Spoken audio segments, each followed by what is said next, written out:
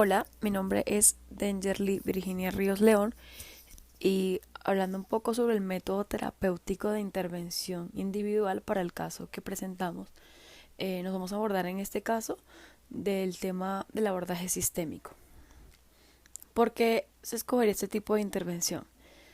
Resulta que, según la Academia Americana de Pediatras, en el año 2019 publicaron un artículo sobre los resultados de las investigaciones realizadas hasta ese año.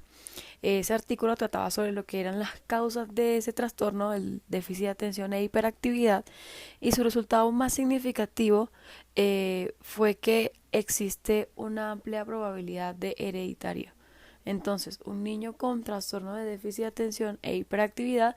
tiene una probabilidad aproximadamente de 1 en 4 de tener padres con trastorno de déficit de atención e hiperactividad.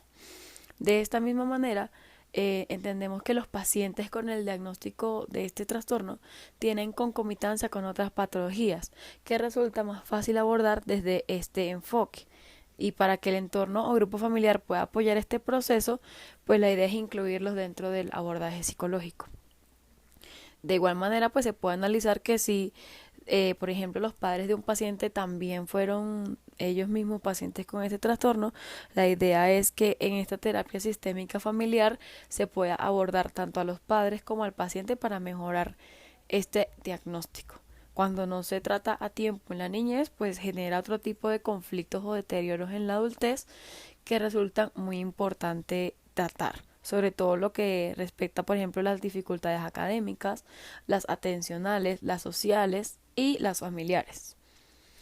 De acuerdo a Minuchin, que es otro autor que tenemos para este tema, en el año 1986 expuso que la familia es un sistema abierto que presenta periodos de homeostasis y morfogénesis que le permite autorregularse a la familia. Recordemos de estos dos términos.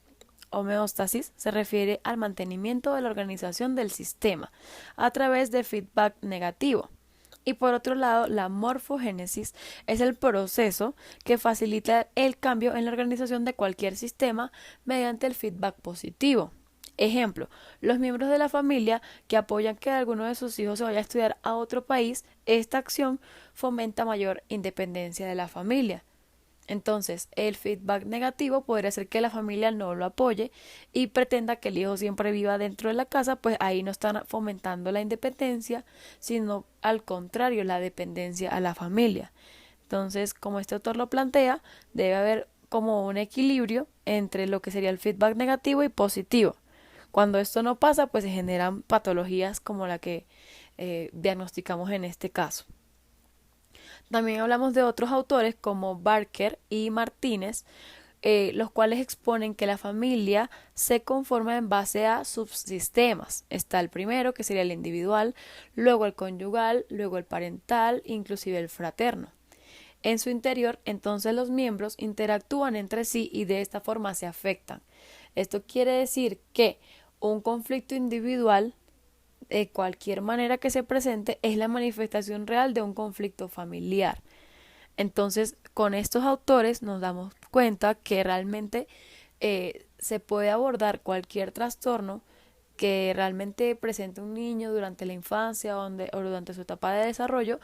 a partir de la terapia sistémica familiar, ya que realmente la familia está implicada en esto, sea por los motivos o sea por el abordaje, pero guarda relación directa con su familia. Y pues se puede abordar de ambas maneras, tanto terapia sistémica familiar, que es grupal, como también esta terapia aborda, digamos, aspectos individuales, que ya se van dirigidos netamente al paciente. Entonces, la meta de esta terapia estructural es establecer los cambios en la interacción familiar, de manera que pues esta sea funcional con base en el aquí y el ahora. Es decir, que este tipo de terapia pretende mejorar ese deterioro o esa dificultad que presenta el paciente de forma básicamente inmediata, lo más pronto posible, mejor dicho. De igual manera, lo que sea el enfoque postmoderno, que ha sido el último de la terapia sistémica familiar, tiene una formación interdisciplinaria. Esto quiere decir que, digamos que toma o integra varios profesionales al momento de llevarse a cabo. De esta manera, se considera que la experiencia de la realidad o el significado que le damos a nuestras vivencias se construye a través de interacciones con otra persona, que es lo que diría el postulado del enfoque postmoderno. Así como también se piensa el cliente como un contexto, como parte de un contexto cultural, es decir, forma parte de una cultura socialmente hablando y de las interacciones que se generan entre ellos. Entonces, el lenguaje viene a ser un eje central de la terapia debido a que por medio de él, dependiendo de la estrategia o dinámica que presente como tal el psicólogo, pues el paciente, como en el caso de nuestro caso que sería T, que tiene 12 años, se podría mejorar su condición o su dificultad atencional con respecto a las tareas del colegio.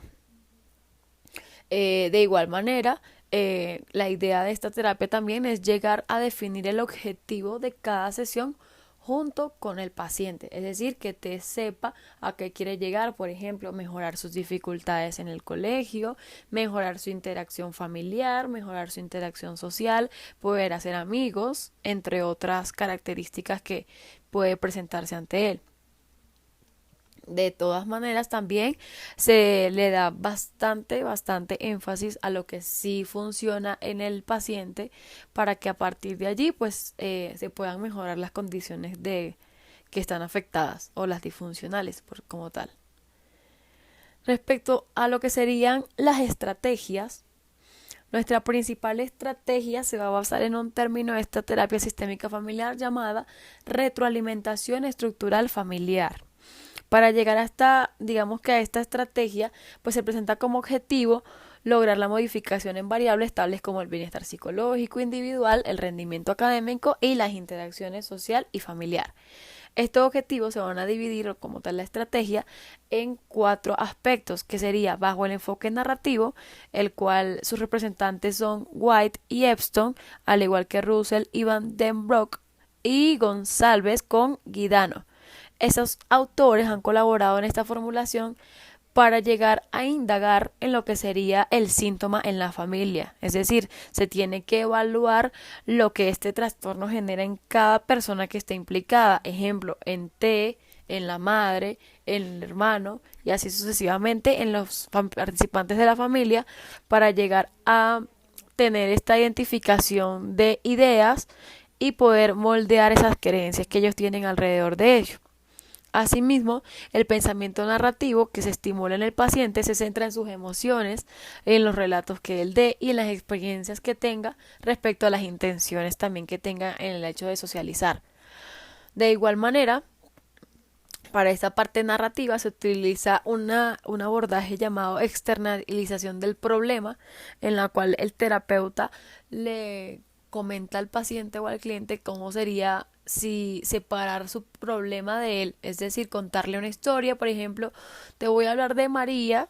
y María tiene 12 años, María tiene poca capacidad atencional para ir al colegio, para hacer sus tareas y así sucesivamente se le cuenta al paciente realmente lo que él está poniendo en manifiesto como sus conductas, pero como si fuera otra persona, que el paciente lo vea como si estuviera hablando de otra persona, para que él pueda darse cuenta o caer en conciencia de lo que realmente está pasando alrededor de su comportamiento y su conducta. De esta manera se puede se puede hacer como una mayor apertura de lo que sería la construcción de significados de los pensamientos que tiene el paciente. Y por supuesto se le ayuda al cliente o al paciente a poder construir los objetivos que él desea alcanzar. Como segunda estrategia como tal o técnica de nuestro abordaje sería lo que es el enfoque colaborativo, en el cual hablamos que los principales autores son Golishan, Arlene Anderson, y sus postulados son que los sistemas humanos son sistemas de lenguaje y este lenguaje pues a su vez genera un significado. De esta manera entonces se considera que cualquier problema psicológico está inmerso en un contexto, es decir, pues viene derivado de alguna interacción que subyace anteriormente, ¿sí? De esta manera, pues se pone como un motivo de cada trastorno la influencia de las relaciones interpersonales. Entonces, para hablar de lo que sería este enfoque colaborativo, se le comenta al paciente o al cliente, pues, un tipo de conversación como una muestra de una conversación que podría presentarse en la cual él pueda expresar abiertamente de qué manera su ámbito social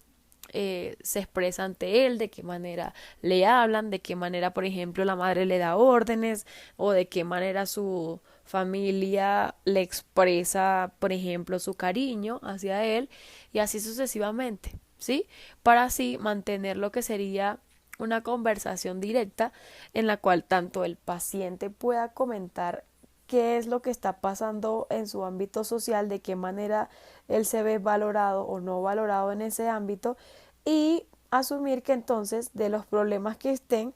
se les puede dar una cantidad de respuestas distintas que no intercepten o no signifiquen un problema nuevamente con su ámbito social, sino que realmente sea una solución a su problema. Por ejemplo, si le hacen bullying en el colegio, la forma en la que él puede defenderse de estos malos comentarios, si en la casa, por ejemplo, su madre le maltrata o le dice groserías, pues la forma en la que él puede también pues hablarse con ella. Entonces, como es una terapia sistémica familiar, en este tipo de sesiones se incluye no solamente el paciente, sino toda la familia para ver de qué manera está la comunicación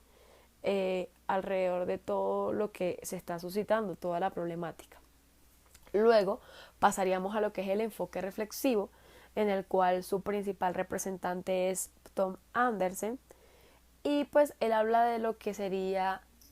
que prestar la atención a los procesos de interacción humana, hablamos del constructivismo en las intervenciones psicoterapéuticas, aquí hablamos también en el enfoque reflexivo inclusive los terapeutas que se basan en este tipo de terapia con esta estrategia pueden abordar un caso igual, por ejemplo, al de T en otra sala de intervención donde un terapeuta es el encargado de llevar las sesiones, por ejemplo, hablando de la narrativa o por ejemplo de los discursos, mientras que otros terapeutas solamente observan para que cuando ellos respecten a su cliente, o sea, se vuelvan a encontrar con el paciente que tienen asignado, entonces esos otros terapeutas que ya estaban en la anterior sala pasen a esta y puedan observar que como un espejo unidireccional para el abordaje del mismo trastorno, ¿sí? Si somos, por ejemplo, 3 terapeutas y todos tenemos el mismo trastorno a cargo de trastorno de déficit de atención e hiperactividad, podemos observar en las terapias de nuestros compañeros la forma de abordarlo de esta persona para entonces poder dialogar y retroalimentar también a cada paciente sobre lo que ha observado en las sesiones. Por último, hablaríamos de lo que es la terapia centrada en soluciones, en la cual ya, mejor dicho, con las estrategias anteriores ya conocemos el caso, ya identificamos todas las creencias que hay en la familia, ya sabemos cuál es el diagnóstico, ya evaluamos al paciente, ya tenemos toda la información. Ahora nos toca emplear soluciones para esto, como serían las estrategias familiares en las cuales se implican como tal que el paciente, por ejemplo, si su dificultad más amplia es la de inatención, pues entonces se le hacen un tipo de estrategia donde él tenga que prestar más atención, como por ejemplo cuando la madre le habla, si es disciplinado, si le hace caso, si por el contrario sigue sin hacer caso, si sigue siendo rebelde, si sus conductas disruptivas no cambian. Recordemos que esta terapia basada en soluciones indica que un cambio se puede generar aún sin conocer el origen del problema, o sea, aún sin nosotros investigar de dónde proviene específicamente el trastorno que presenta el paciente de nuestro caso, que es T, aún así podemos generar una mejora en él. ¿Y cómo lo haríamos? Bueno, en esta parte de la terapia nos enfocamos en cambiar la frecuencia o la causa de la queja, lo que es el tiempo, la duración y el lugar en donde se presenta. Por ejemplo, si el paciente nos dice que su mayor problema es ir al colegio, porque, no sé, porque un compañero le hace bullying o lo que sea. Entonces nosotros tenemos que cambiar esta creencia en él, cambiar el tiempo que él le emplea, digamos, en preocuparse por esta queja y por supuesto inmiscuir también a la familia en este tipo de problemáticas para que en comunicación con el colegio también puedan evitar que esto se vuelva a presentar. De otra forma también se puede descomponer ese patrón de la queja en el cual, por ejemplo, si el paciente generaliza y dice que yo le caigo mal a una persona y no quiero ir más al colegio, podríamos descomponer esto contactando con esa persona, enfrentándolo ante el paciente para que él se dé cuenta que no es que le cae mal, sino que tal vez por una broma o un malentendido, él está teniendo una creencia equívoca sobre la situación. De igual manera, se puede, digamos que la idea es evocar recursos, soluciones y capacidades que puedan aplicarse como una solución a la problemática y que por supuesto puedan ser aplicados tanto por el paciente como por su familia en general. De igual manera, esta terapia centrada en las soluciones debe promover cambios que generen mejores desempeños dentro de lo que sería el sistema. Por último, mi reflexión personal como estudiante a lo largo de la realización de este trabajo es que realmente el trastorno de déficit de atención e hiperactividad inequívocamente, o sea, debe tratarse de manera multidisciplinaria. Inclusive debe tratarse el abordaje no solo de manera personal, sino realmente grupal con el tema de su familia, porque de esta manera podemos plantear muchas estrategias que pueden incluso derivar de otros enfoques de psicoterapia que pueden mejorar tanto su relación familiar como su interacción social y así por supuesto lo que serían sus dificultades académicas. Este enfoque sistémico, basándonos en su teoría, realmente logra abarcar específicamente lo que digo, en el cual todo el contexto del paciente está implicado en este abordaje, así que no se limita a trabajar solamente en él, sino también en la familia y en cualquier persona que tenga que ver con el trastorno o que digamos que de manera directa o indirecta tenga que influir en el trastorno. De otra forma también vimos cómo los antecedentes familiares y la actitud de los padres han sido importantes para la aparición de este síntoma en el paciente. Así que se puede decir que es muy importante el tratamiento que se le pueda dar a estos pacientes. Inclusive, en caso tal de que se pueda identificar que probablemente los padres también pueden haber sufrido este trastorno, con más razón es importante abordarlo y poder, digamos, notar o identificar si ese trastorno en el caso de los padres aún sigue generando alguna concomitancia con otra patología o con otro signo o síntoma que se pueda observar. Digamos que la parte de las dificultades académicas, sociales y familiares son muy comunes en este tipo de diagnóstico de déficit de atención e hiperactividad. Inclusive lo que es la desobediencia, las conductas disruptivas, la impulsividad, la agresividad, en total, todo ese tipo de comportamientos y por supuesto que estos van a afectar lo que sea el bienestar emocional de la familia. O sea, es imposible que en una familia, por ejemplo, de padres e hijos, si un hijo se comporta de manera irregular o indisciplinada, esto no les afecte, eso nunca va a pasar. Entonces, eso también tiene mucho que ver con este tipo de terapia y pues las mejoras que se pueden presentar. De igual manera, las familias que están implicadas en este tipo de trastorno necesitan esa orientación para poder mejorar la relación con sus hijos y por supuesto que sus hijos también alcancen ese nivel académico que los padres esperan. Recordemos que los padres siempre esperan un rendimiento académico superior al promedio en el caso de sus hijos y pues si los hijos presentan alguna dificultad, ellos van a ser los principales interesados en que esta situación cambie o mejore lo más pronto posible. Y pues con la terapia sistémica y la intervención multidisciplinaria esto se les permite. Hay una oportunidad de mejora muy significativa en la cual todos deben aportar su granito de arena, como quien dice, para que pues pueda ser el tratamiento predilecto. De hecho es considerado actualmente como el tratamiento predilecto para este trastorno junto al uso de fármacos si es necesario. Recordemos que en esa concomitancia que se puede presentar con el trastorno de déficit de atención e hiperactividad, pueden presentarse una serie de patologías bastante importantes como desórdenes del sueño, desórdenes de la alimentación y otros que pueden afectar la parte de la supervivencia del ser humano y por ende, dependiendo de su intensidad, si fuese leve, si fuese crónica, puede necesitar fármacos. Igual este tipo de evaluaciones se hacen de manera mucho más exhaustiva cuando ya se decide en qué método terapéutico se basaría, digamos, la intervención. Por otro lado, analizando el caso y los aspectos del paciente, como lo explicaba al principio, se pueden utilizar lo que serían estrategias de otros enfoques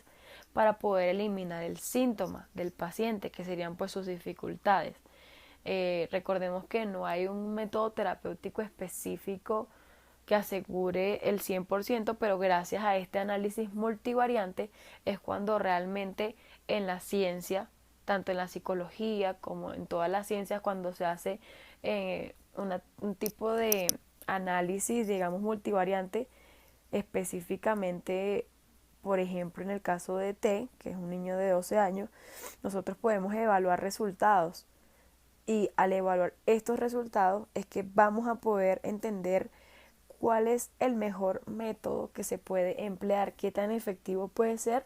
para que entonces realmente logremos llegar a esa mejora del paciente y no solamente quede, por decirlo así, como en los textos o en los libros y ya. ¿Sí? Es como nuestra forma de hacer un breve ensayo o un análisis científico, un estudio bastante extenso para poder llegar a esa solución que es la que nosotros esperamos. Esto es realmente lo que yo considero en mi reflexión que nos hace una ciencia, ¿sí? Tener esa cualidad o ese análisis dentro de nuestra carrera que nos permita estudiar realmente cuál puede ser un método terapéutico efectivo para una determinada patología. Muchas gracias, espero la información haya sido muy clara, que estén muy bien.